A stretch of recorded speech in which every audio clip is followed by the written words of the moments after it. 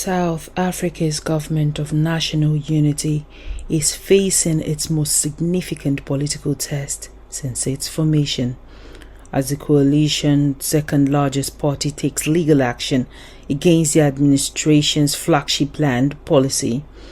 Proceedings commenced on Monday, August 3rd, in the Western Cape High Court in Cape Town, where the pro-business Democratic Alliance launched a formal constitutional challenge against the Expropriation Act. The legislation, signed into law last year by President Cyril Ramaphosa of the African National Congress, establishes a legal framework allowing the state to expropriate private land under specific public interest conditions, including instances where zero compensation may be deemed equitable.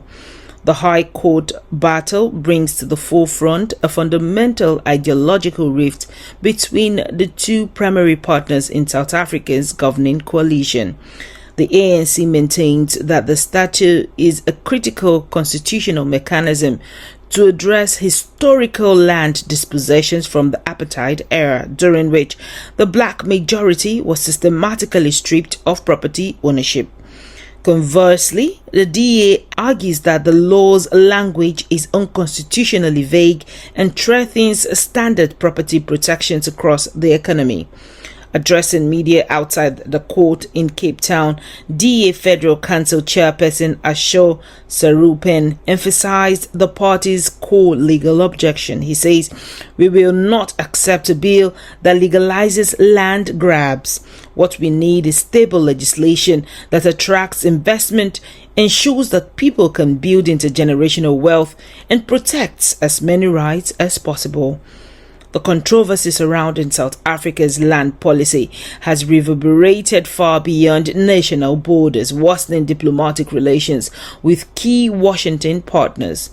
The legislation drew sharp criticism from Washington, where United States President Donald Trump cited the land framework and black economic empowerment policies to enact punitive measures, including a 12.5% tariff on selected South African imports.